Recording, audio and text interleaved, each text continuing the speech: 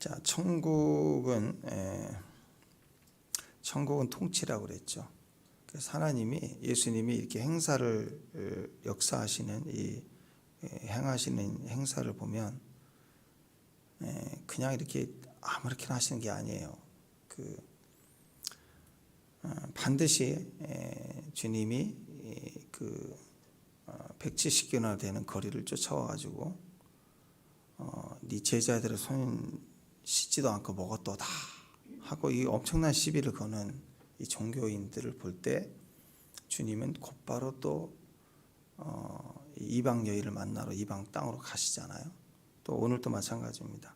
이런 칠병이어를 일으키시고 아르키시고 교훈하시고 유대인을 향한 사랑을 유대인을 향한 부르심을 가지고 오셨지만 거기서 환영받지 못하면 주님은 또 어디로 가시느냐? 오늘은 빌립보 가이사랴 지방으로 또 가세요.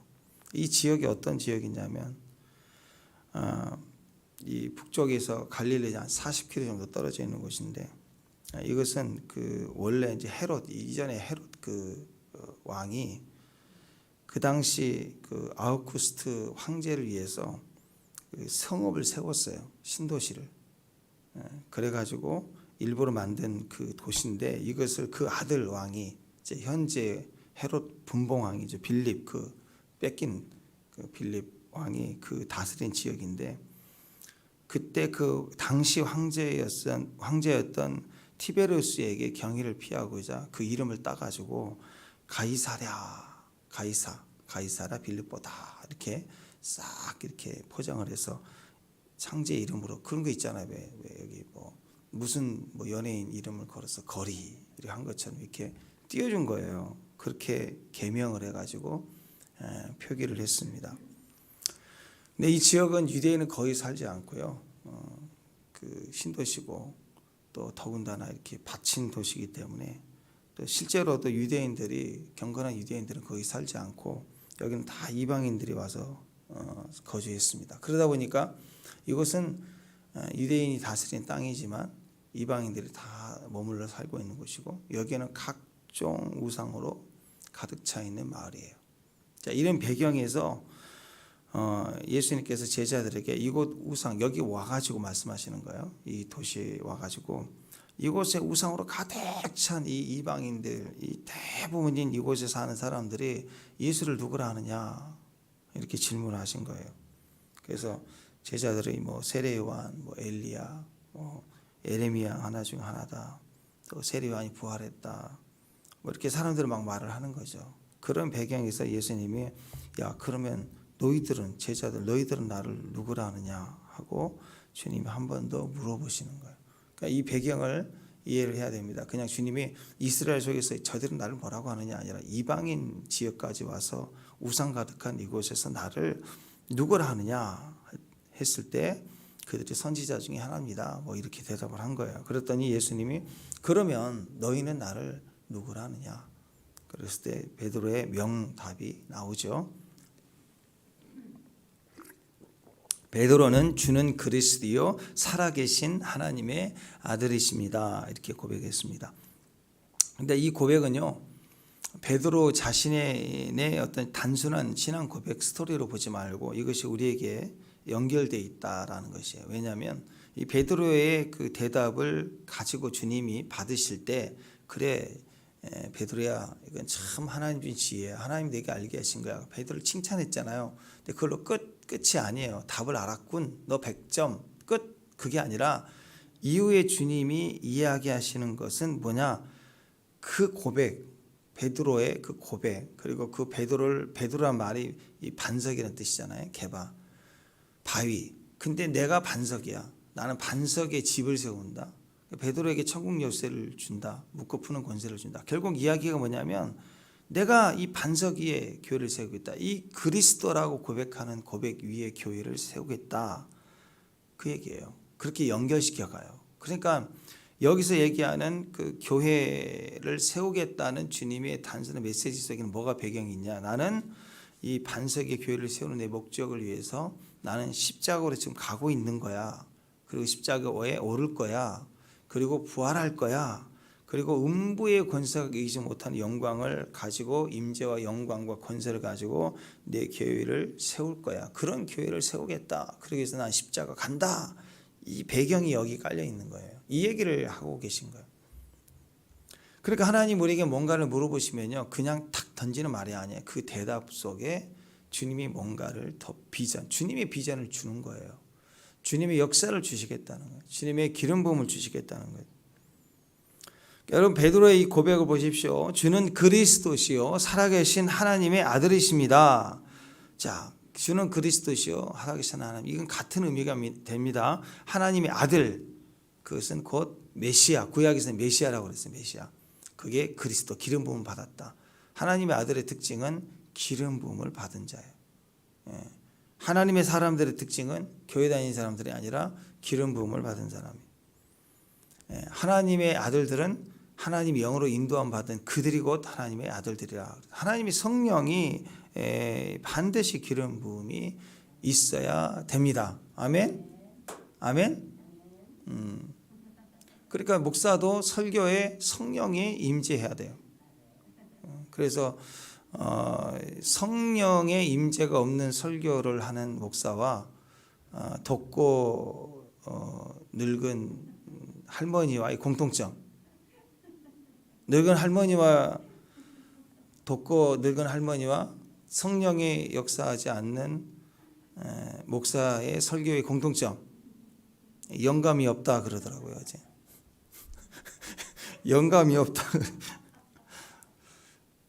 설교에도 말씀에 기름 부음이 있어야 돼요. 여러분, 큐티할 때 말씀 속에 기름 부음을 느껴야 돼요. 그리고 사는데 말하는데 임재로 말해. 아무나 말을 하는 게 아니라 임재 안에서.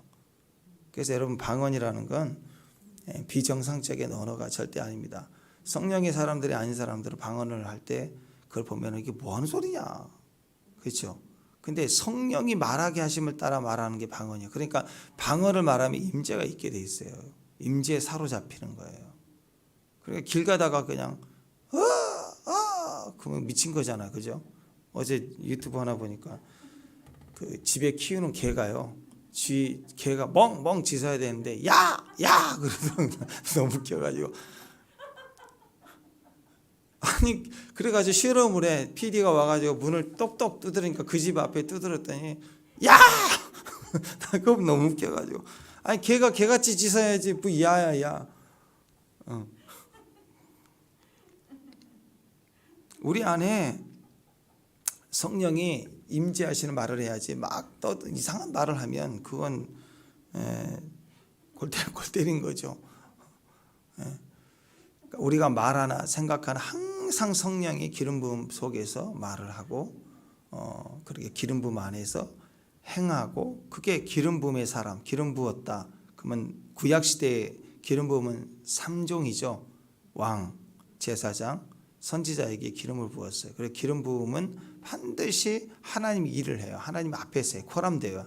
그래서 길 가다가 임재가 있다, 영광이 있다. 하나님 앞에 내가 순종이 들어가는구나. 그래서 빈말하고 자기 말하고 사두개인처럼 빼버리고 바리새인처럼 막 더하고, 더하기 빼기를 말씀 가지고 하면 안 돼요. 말씀 그대로를 믿어야 되는 거예요. 근데 거기다가 막 집어넣다 보니까 주님이 와도 주님한테 야 그러고 있고, 임재가 오는데 야 그러고 있고. 자, 그래서 여기서 우리가 기대할 수 있는 건 뭐냐? 그리스도라는 말은 기름 부음이에요. 기름 부음을 받다는 말은 바로 거기에 하나님의 아들이시다. 하나님의 아들, 하나님의 역사, 하나님의 일들이란 특징은 언노인팅이 있어요. 기름 부음이 있어야 되는 거예요. 자, 그런데 마태복음 4장에도 보면은 마귀가 예수님이 시험할 때 계속 시험할 때마다 시작하는 말이 뭐였어요? 네가 만일 하나님의 아들이었거든. 그거예요. 마귀는요 항상 이것 가지고 건들고 시험해요. 자, 예수님이 십자가에 달리실 때도요 악한 자들이 똑같이 이 말로 시험하거든요. 마태복음 27장 나중에 보면 40절에 이렇게 얘기합니다. 성전을 헐고 사흘 안에 짓는 자여, 네가 만일 하나님의 아들이면, 이렇게 네가 만일 하나님의 아들이면 자기를 구원하고 십자가에서 내려오라. 그 말은 뭐예요? 그러면 내가 너를 인정해 주겠다. 뭐 그런 거 아니에요. 근데 실제로 주님이 야 진짜 이거 나 못 참겠다. 그래서 주님이 막 십자가에서 탁 못을 빼고 내려와 가지고 그 못으로 그냥 자 내가 하나님의 아들 맞지? 그래서 막 확 찍어버리고 막 성질 난다고 주님이 다 뒤 엎어버리시고 그 내려오면 인정할까요? 아니 죽은 자도 살리고 율법의 저주자들 다 구원하고 말씀으로도 예언으로도 능력으로도 다 보여주신 3년 반 동안의 역사를 보면서 뭘 더 증명해야 돼? 근데 더 보여주래. 내가 원하는 거 해줘야 네가 하나님의 아들이다 그런 거야. 자 여기서 정리를 해봅시다. 분석해보면 신앙 고백은 뭘까요? 신앙 고백은요. 우리의 어떤 상황하고 전혀 상관이 없는 거예요. 그냥 그분은 하나님의 아들이시고 그리스도시고 하나님의 아들이신 거예요. 영원토록 그리스도예요. 그게 신앙 고백입니다. 그 자신이 메시아예요. 그 자신이 그리스도시예요. 하나님의 아들이심을 위해 뭘 증명해야 되는 그런 분이 아니에요. 우리와 상관이 없어요. 그러니까 지금 에즈벨이 그 부흥의 현장에 거기에 막 논리로 설명을 했더니 사람들 맞군 해가지고 막 모여서 기도하고 있나요? 성령이 운행하시니까 사람들이 그 안에서 꼬그라지는 거예요. 일어날 수가 없는 거 복박 채워서 회개가 되고 깨끗하게 되는 거예요. 오기만 하면 엎드려지는 거예요. 그게 논리와 설명이 아니잖아요. 엄청난 유명한 강사가 와서 막 설교를 했더니 막 꺾여가지고 그걸 막 리플레이 했더니 막 깨지고 막 설교의 논리가 아니잖아요. 지금 성령이 역사하니까 그 자리에 가는 거 아니에요. 기름 부음이 있으니까. 그리고 그곳에 가는 사람들이 설득당해서 회개하는 게 아니라고요. 그 자리에 들어가니까 그냥 속에서도 확 올라오면서 그 말할 수 없는 그분의 존귀함이. 저는 이거라고 생각해요. 그리스도시요 살아계신 하나님 아들이십니다. 그게 그 안에서 고백으로 꺾이는 거겠죠. 이건 뭘 해내라 그러면 내가 인정하겠다. 네가 하나님이면 이렇게 해라. 그런 차원이 아닌 거라는 거예요. 그리스도 자신이 메시아이고 하나님의 아들이신데 우리와 상관없어요. 우리를 위해서 더 이상 뭘 증명내실 필요도 없으신 거예요. 할 필요도 없으신 거예요. 그런데 마귀는요. 꼭 지옥 갈 사람들은 지금도 마찬가지입니다. 뭐라고 하느냐. 증명해내라. 증명해내라. 그러면 내가 인정해 주겠다. 돌로 떡을 만들어라. 돌로 떡을 만들어라. 성전에서 뛰어내려라. 그러면 돌이 발에 부딪히지 않게 딱 그렇게 번지점프 하듯이 딱 잡아줄 것이다. 천하 만국의 영광을 내가 다 줄 것이다. 막 이런 도전을 한다고. 네가 하나님 아들이면 해라. 자꾸 인간은 주는 그리스도 하나님의 아들이란 말이 우리 안에 뭔가를 증명해내야 되는 게 아니라 우리와 상관없는 절대적 진리이기 때문에 그분을 만날 때 이 고백이 참으로 진실로 아멘입니다 하고 딱 꼬그라지는 게 신앙이에요. 그런데 자꾸 따진다고 뭘 증명해내려고 해. 네가 하나님의 아들이거든. 그 결론을 증명해내놓고 그에 대한 경외함이나 만남은 없고 그걸 증명해내놓고 뭐라고 하느냐. 그렇다면 이게 진짜 네가 내가 인정해 줄게 그런 거예요. 그러니까 지금 에즈벨의 부흥운동도 그렇게 모든 부흥운동이 그렇지만 그렇게 터져가요. 그러면 꼭 이제 주변에 어떤 사람들이 있느냐. 사두개인 바리새인 같은 사람들이 또 이렇다고. 이게 부흥이 진짜 부흥이면 이제 결과를 보십시다. 그래서 지켜봐야 된다. 막 이런 여론들이 또 올라와요. 한쪽에서. 이 사람들은 마귀에 속한 거예요. 왜냐하면 이건 뭐 증명이 낼 필요가 없는 거예요. 뭘 그런 부흥을 향해서 가는 사람들은요. 집안에 문제가 있고 무슨 문제가 있어 가는 게 아니라 그 존재를 경험하기 위해서 오는 사람, 예배하기 위해서 오는 사람. 그러니까 누가 말하고 여기 오면 얼마고 뭐 헌금 얼마씩 하면은 뭐 100만 원짜리를 뭐 50명 구한다. 뭐 그러면 조상의 죄가 끊어진다. 뭐 이런 타이틀이 없잖아요. 거기는 진행위원도 없고 그냥 가서 그 역사 현장에 부흥의 자리에 가서 그냥 그분을 만나고 싶어서 예배하기 위해서. 그래서 그 앞에서 막 캠퍼스에서 엎드려 있고 사람들이 그러잖아요. 못 들어가면. 근데 사람들은 자꾸 이걸 그 폼을 만들래요. 플랫폼을 만들려고 그래요. 네. 그래서 뭘 증명해내야 돼요. 이 부흥이 진짜면 증명해내야 된다. 그게 아니라 그 안으로 들어가라고. 네. 근데 주님은 그렇다고요. 자꾸 마귀는 증명해내라. 네가 만일 하나님의 아들이면, 악한 자들은 네가 하나님의 아들이면, 이런 도전을 한다고요. 예? 여러분 생각해 보세요. 진짜면 진짜가 뭘 증명해내야 돼요? 진짜가 뭘 증명해내야 돼요? 그냥 진짜지. 이미 진짜인데 사람이 원한다고 뭘 해내야 진짜가 되는 거예요? 이미 진짜인데. 돌로 떡을 만드는 길, 그건 세상의 길이고요. 마귀 유혹과 시험의 길이에요. 우리의 잘못된 기도 모습 속에도 사실 솔직히 이런 모습들이 있습니다. 왜? 우리 안에 논리가 있고 선악과가 있고 마귀가 있으니까 그래요. 그래서 하나님 정말 나를 사랑한다면 이번 시험에 합격시켜 주셔야 됩니다. 이번에 승진하게 해달라. 이번 대박 사업 나와야 되지 않겠냐고. 그러면 내가 선교를 가겠다고. 이건 딜이잖아요. 기도가 아니라 딜하는 거예요. 협상하고 있는 거예요. 그리고 하나님이 해 주셔야 되는 거 아니에요. 그래 내가 하나님 날 사랑한 거 아니냐고. 시험이 떨어져서 하나님 사랑하지 않는 거네. 이게 다 그런 구조 아닌가요?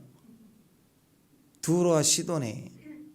또 이런 가이사 빌립보에 있는 다 선지자다, 뭐 능력자다, 하나님이 뭐 기름 부음 받은 자다, 뭐 다 그렇게 얘기를 하지만 다 뭘 얘기하고 있는가?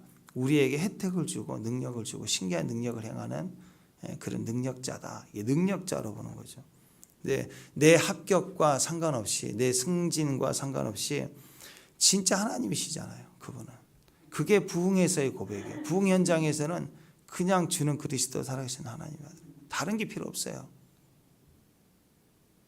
내가 지금 몸 아픈 몸 이거 해결받지 못해도 상관없어요. 그냥 주님은 그리스도시요. 내가 시험에 합격해도 그리스도시고 떨어져도 그분은 여전히 하나님의 아들이시다. 그 기독교 방송에 이렇게 나와서 치유기도도 하시고 설교도 하시는 그 목사님 뭐예요? 브라이언 목사님인가?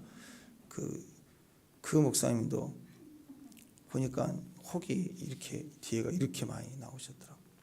그래서 보니까 간증을 보니까 하나님이 치유하실 걸 믿고 자기는 방송에서 설교하고 집회하면서 치우기도 한다고 막 선포하시고 기도하시는데 얼마나 인간적으로 보면 도전이겠어요. 사람들이 아이고 자기는 그 치유도 안 하고 치유사에 간다고 그럴 거 아니에요. 그리고 병원에 가서 수술할 수도 있겠죠. 혹이 이렇게 큰데 물혹인데 근데 하나님께 맡기고 가겠다는 거예요. 저는 그분이 참 겸손하다고 생각해요. 내가 혹이 있든 없든 아프든 낫든 그냥 뭐 하나 나으면 막 그냥 엘리야 나셨다고 난리치는 사람이 있는가. 어떤 사람 몸에 병이 나도 끊임없이 그 사역을 하는 거예요. 왜? 내 아픈 것과 내 존재와 상관없어요. 우리는 종이떼기나 이런 그 손수건이야 그림자와 같아도 얼마든지 주님이 일하시거든요. 복음을 증거하는 게 진짜죠. 그 부끄러움이 뭐냐 창피한 게 사람 눈을 보는 게 뭐예요? 돈이 있으나 없으나 망하나 부도나나 끊임없이 주님 앞에 고백할 수 있는 주는 그리스도의 하나님의 아들이십니다. 거기에 생명을 걸고 가는 거예요. 거기에 능력이 있고 변화가 있다라는 거예요. 거기에 어떤 일이 벌어지느냐 그 고백이 쌓이면 그게 반석이 돼요. 반석 위에 어느 날 교회가 딱 세워져요.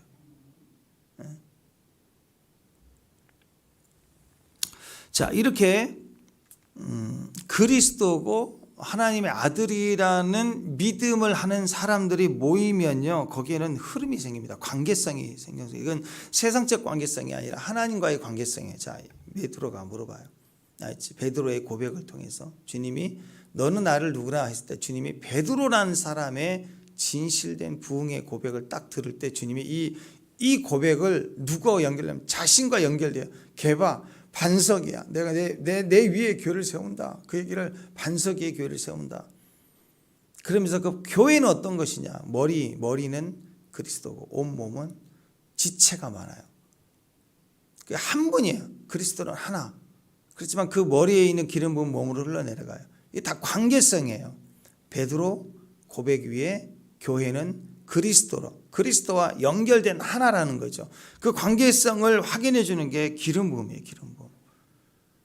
그래서 진짜 순수하게 교회 와서 그리스도를 찬양하고 주는 그리스도 살아계신 하나님의 아들입니다. 이 고백을 완전하게 우리가 이해하고 그 속에 엎드릴 수만 있다면 거기는 그리스도의 관계성이 형성이 돼서 거기는 음부의 권세가 이기지 못하는 교회가 되기 시작해요.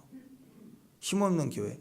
어느 나라는 대통령이 헌법이 권세가 있고 그래도 힘이 없어요. 군부가 강탈하고 있고 뭐 다른 헌법을 위반하며 한 능력들이 막 움직이면 법을 제정해봐야 아무 쓸데가 없어요. 근데 진짜 사람다운 나라는 법이 절대적이죠. 대통령이 돼도 반드시 법에 의해서 통치가 되죠. 그 법을 이용해서 자기 살 길만 찾아가고 막 이런 정치인들이 있다. 그 나라는 비참해지고 있는 거예요.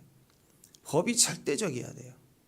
우리도 마찬가지잖아요. 하나님 말씀을 내 안에 감동을 들은 거예요.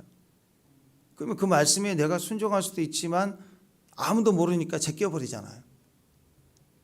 그럴 때 나는 비폐한 몸이 되는 거죠. 관계성이 얕은 거예요. 소속감이 얕다는 것이죠.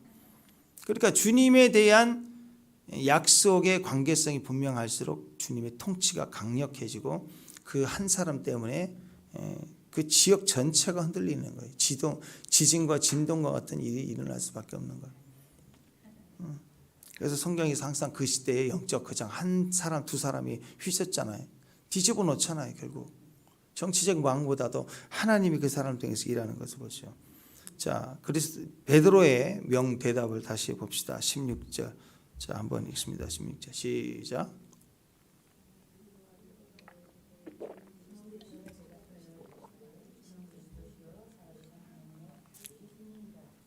네, 이 내용을 보면 음부의 권세가 이기지 못할 교회를 세우겠다라는 비전으로 주님의 역사로 이 고백이 연결되어 갑니다.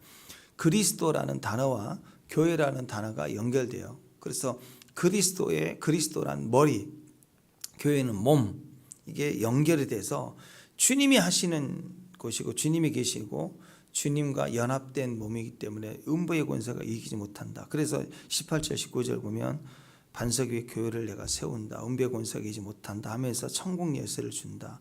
열쇠는 문 열고 닫고 하는 것처럼 천국이니까 하늘을 열고 하늘을 닫고 할 수 있는 권세를 교회에게 준다는 거죠. 왜? 메시아니까. 메시아가 머리시니까. 그래서 가정이나 교회나 직장이나 이런 공동체 속에는 거기에 흘러내리는 기름 부음이 있어요. 그래서 이 땅에서도요, 다 하나님의 뜻이지만 이 땅에서도 중국 선교를 이렇게 목적으로 모이는 그런 단체가 있다. 그러면 그 속에는, 그 모임 속에는 중국 선교에 대한 성령님의 흐름이 있어요. 그리고 그 속에만 들어가면 중국 선교에 대한 비전이 있고 영감이 오고 흐름이 오고 그 앞에서 아멘이 되어지는 거예요. 이게 흐름이라는 거예요. 그래서 또 중국이 아니라 같은 선교지만 구제하는 그 모임이 있다. 그러면 그곳에 가면 그곳에 있는 긍휼의 사역에 대한 마음이 있다고요. 그래서 그곳에 자꾸 모임을 갔다 보면 그 흐름이 우리 안에 흘러 들어오게 되는 거예요. 어떤 집에 들어가 보면 그 집에는 안 좋은 흐름이 느껴지는 가정들이 있습니다. 그런가 하면 현관 입구에서부터 임재가 이렇게 흘러가요. 가만히 앉아 있다 보면 일정하게 뭔가 이렇게 흘러가는 거예요. 마음을 편안하게 해주고. 그게 기름 부음이라는 거예요. 존재감에서 나옵니다. 그리고 그 존재감은 오늘 베드로와 같은 진정한 고백이에요. 그리고 가정 안에서 한 사람의 고백이라도 살아있어야 되고, 그리고 전체 가족들이 다 이 고백 위에서 관계성을 가질 때 강력한 임재가 있는 거예요. 교회도 마찬가지예요. 그 교회가 반드시 하나님의 고백 위에 서 있어요. 지금 이제 다른 교단으로 갔는데 저희 선배님 교회도 마찬가지. 그 교회가 부천에 굉장히 큰 교회예요. 큰 교회인데 그 엄청난 예배당에 지금은 30명밖에 안 모인다고 그래요. 왜 그런가 했더니 그 교회가 우리 노예할 때도 막 엄청나게 크게 성대하게 대접받고 그렇게 잘 대접한 교회였어요. 근데 보니까 한 3번, 4번 정도 그 장로를 세울 때 한 분이 될 줄 알았는데 안 된 거예요. 그거 안 되면 겸손해야 되는데 내가 얼마나 열심히 했는데 나를 투표해서 떨어뜨렸다. 그래가지고 그분 가족, 친척 그래서 그냥 훅 해갖고 그냥 화가 나서 나가버리고.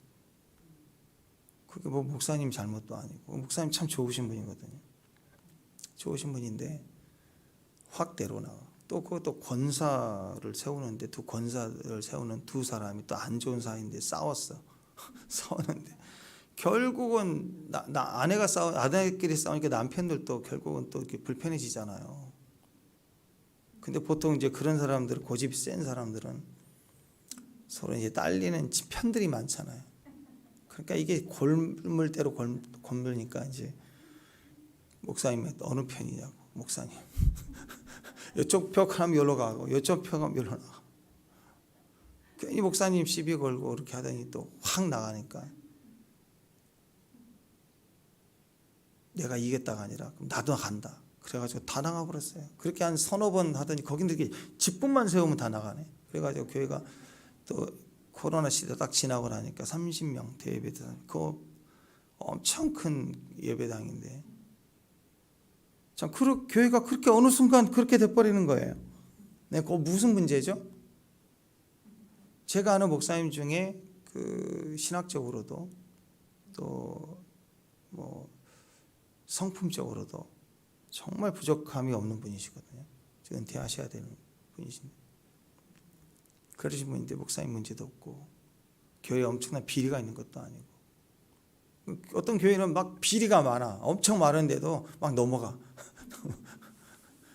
근데 그런 교회들은요, 뭐야 이게? 하는 순간 무너지는 거죠. 왜 그럴까요? 네, 교회는 어떻게 세워져야 되죠? 네, 어차피 교회가 커지면 이런 저런 막 새들이 온다고 그랬죠. 누리고 퍼진다고 그랬죠. 그러니까 어떻게 해야 돼요? 요거요. 한 사람 한 사람이 주는 그리스도요, 살아계신 하나님의 아들입니다. 이 붕의 자리, 조직이나 교회 멤버, 처치 멤버, 또 당회 이렇게 조직이 없는 이 대학에, 에스베리 대학 공간에 전국에서 비행기 타고 차 타고 운전해 와서 엎드리는 건 뭐예요 이게 도대체? 뭐가 이렇게 모이게 하죠? 견고하게 이기게 하죠? 이렇게 되면요, 지금 에스베리 대학에서도 학교 행정이 마비된다고, 공부를 못하게 된다고 공간을 다른 곳에 옮겨달라고 막 난리가 났어요. 그게 보면은 사탄의 방해일 수도 있죠, 그죠? 논리적으로는, 세상 논리적으로는 맞는 거잖아요. 왜? 대학인데 공부를 못하니까. 근데 그렇게 되면 그 제한이 오히려 나중에는 그럴수록 더 폭발이 터진다고 보세요. 다른 곳을 옮기면 이제 경기장으로 가고 보면 더 폭발이 된다고. 이제 붕이 터질 때 저항은 강력해지는 거예요, 점점. 그러니까 이 고백이 중요한 거예요. 조직이 있냐, 처치 멤버냐, 우리가 원조다, 뭐 내가 첫 번째 오른팔이다 왼팔이다, 그 싸움하고 있는 게 아니라 주는 그리스도시요 살아계신 하나님의 아들이시다라는 그 고백에는 흐름이 생겨요. 기름 부으면 흐름이거든요. 머리가 딱 생기는 순간 흘러내려요. 아멘이 되는 거예요. 그리 나의 정체성과 기도의 존재의 머리가 주님이시다, 머리다, 그러면 기름 부음이 흘러요. 기름 부음은 서로서로의 소속감 속에 흘러나가게 돼 있어요. 강력하게. 근데 머리가 없어요. 그러면 흐물흐물 반석 위에 세워지지 않는 집이에요. 흐물흐물 무너지게 돼 있다. 아무것도 아닌 건데 무너져요. 기분 나쁘다, 안 나오고. 그래서 우리가 기억해야 됩니다. 눈에 보이지 않지만 그 공동체에 뭔가 흐르고 있는가를 잘 분석해야 돼요. 뭘 봐야 되냐? 악한 흐름, 부정적 흐름. 예, 어차피 있어요, 이 세상에는. 그거 제거하려고 하지 말고 내버려 두고 뭐 해야 되느냐? 한 가닥이라도 생명이 흐르는 게 있다. 그 교회에 기도가 산다. 그게 다 살려내는 거예요. 거기 안에 예배 한 곡이 우리는 살려냈다. 거기서 살려낸 거예요. 큐티할 때 말씀 한 단어가 나를 살려내면 내가 그 안에서 기름 부음으로 살아나는 거예요.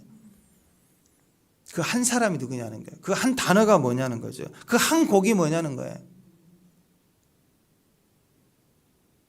그게 나를 무너뜨리고 내 안에 주를 그리스도로 하나님의 아들로 고백하는, 거기에 역사가 있는 거예요. 하나님의 사람들은 이 진리 위에서 기름 부음을 받아야 되고, 하나님 사람들은 어떤 장소에 가서든 엎드려 제단을 쌓을 때 아브라함이 가는 곳마다 제일 먼저 하는 게 제단부터 쌓았잖아요. 이삭도 마찬가지고. 생존을 위해서는 우물부터 팠잖아요. 우물이 상징하는 게 뭐예요? 깊은 샘에서 걸러낸 말씀의 은혜, 레마라고 저는 생각을 해요.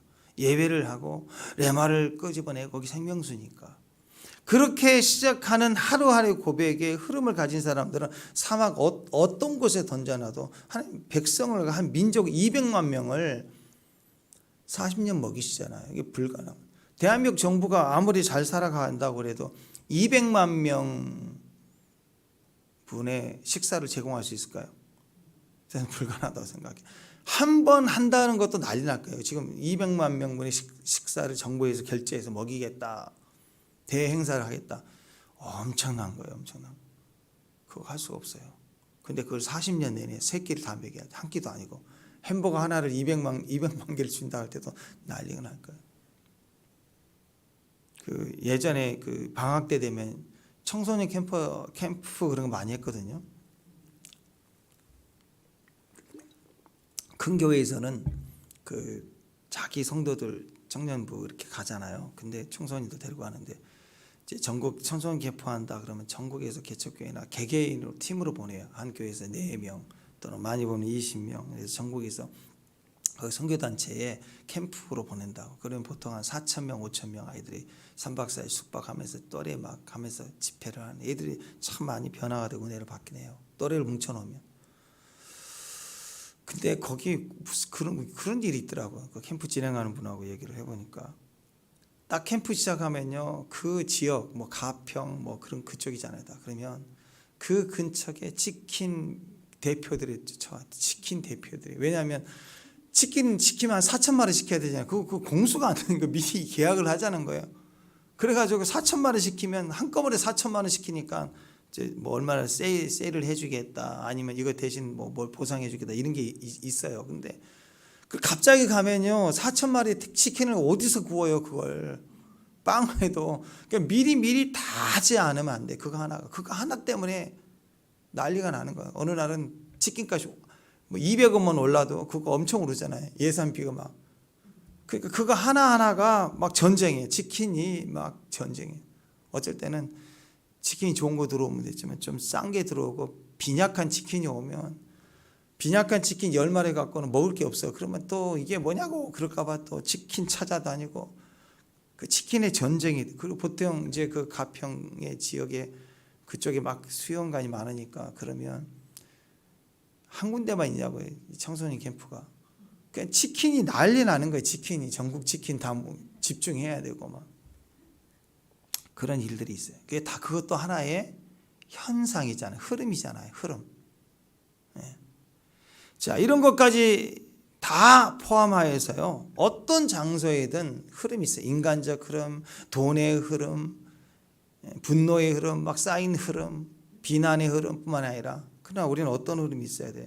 영적 공동체의 흐름이 필요합니다. 그곳에는 딱 하나예요. 주는 그리스도시요 살아계신 하나님의 아들입니다. 교회마다, 가정마다, 직장마다 그 현장의 흐름은 다 다릅니다. 그러나 주의해야 됩니다. 잘못된 흐름이더라. 유다가 어느 날 갑자기 아침에 일어났더니 나사가 탁 빠지면서 내가 팔아야지 예수님, 이런 게 아니잖아요.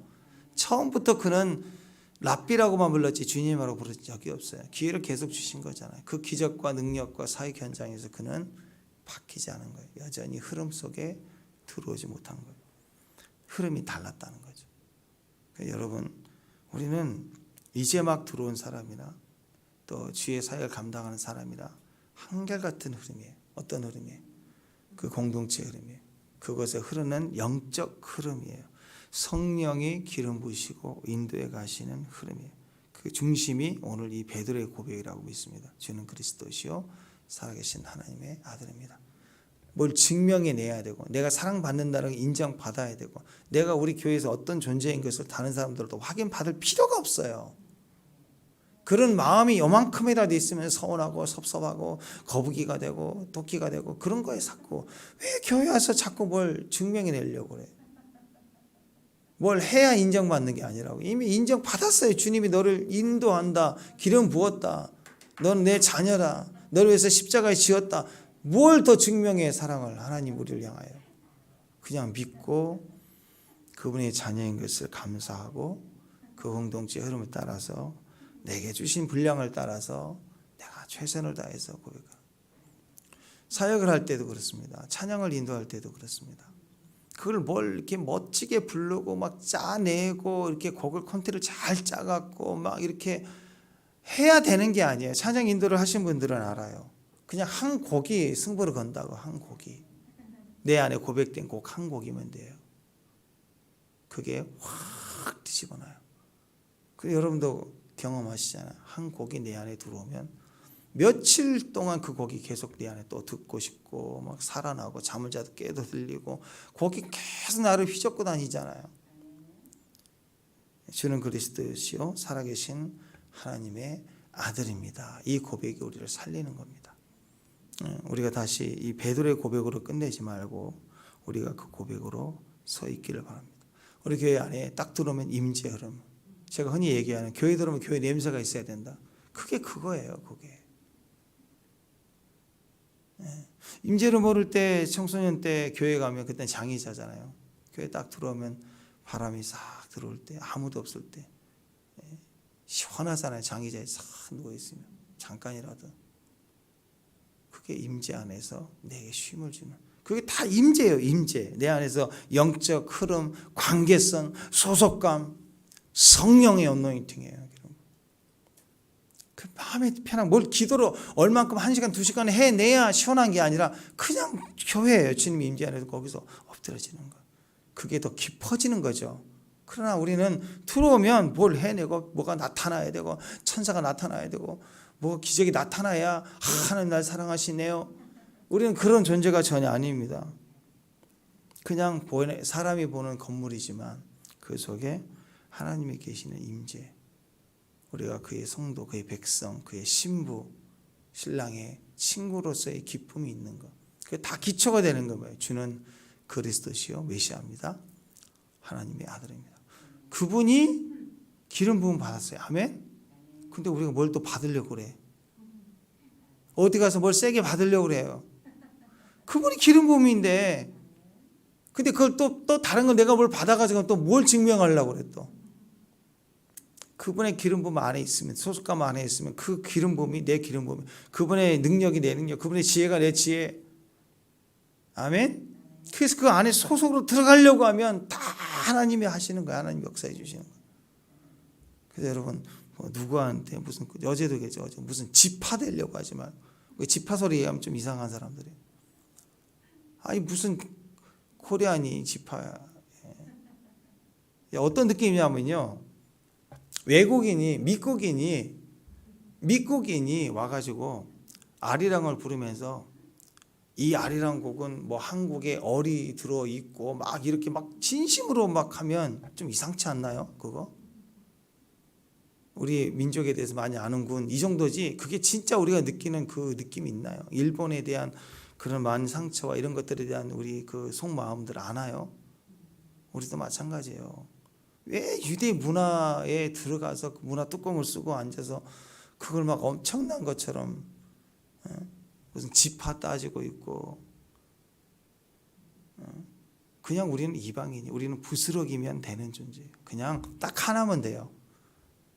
헬라인이나 유대인은 상관없어요. 남자나 여자나 노인이나 상관없어요. 딱 하나예요. 영감이 있으면 돼요. 딱 하나예요. 주는 그리스도시요 살아계신 하나님 아들. 이게 유대인도 마찬가지고 이방인도 마찬가지. 그래서 오늘 예수님께서 가이사 빌립보에 가서 그 이방 땅 우상 충만한 곳에 이들이 나에게 뭐라고 하느냐, 그리고 너희들은 나에게 뭐라고 하느냐, 그 얘기를 하는 거예요. 동일한 고백이 돼야 된다는 거죠. 그 일에 너희가 사명이고 그 사명을 위해서 내가 교회를 세울 거다. 저는 이 가정이 되기를 원합니다. 이 고백이 가정, 이 고백이 교회가 되기를 원합니다. 아멘. 교회가 어떻게 되든 흥하든 망하든 이 진리의 고백이 하나가 될 수 있어야 돼요. 가정도 마찬가지입니다. 문제가 없는 가정 어디가 있어요? 문제가. 또 행복하지 않는 가정 어디가 있겠어요? 다 행복하기도 하고 때로는 상처받기도 하고 다 그래요. 그러나 이 고백만은 우리의 상황과 상관없는 고백이에요. 이 고백에서 모든 것이 출발해야 삽니다. 국가도 살고 민족도 살고 다 살아요. 다 살아. 그 영적 관계성에서 승리하는 저와 여러분 되시길 바랍니다. 기도하겠습니다. 하나님이 세우신 교회, 음의 권세가 이기지 못하는 능력, 음성, 임재, 소성함이 흐르고 치유가 흐르고 안식이 흐르고 형통과 축복이 흐르고 사명이 흐르고 구제가 흐르고 주의 손길이 우리 안에서 흘러내리는 그런 주님의 갈급함의 현장이 될 수 있도록 주께서 함께해 주옵소서. 우리가 서로 영으로 교통할 수 있도록 임재 흐름이 되는 축복의 몸이 되도록 함께 하옵소서. 예수님의 이름으로 기도합니다.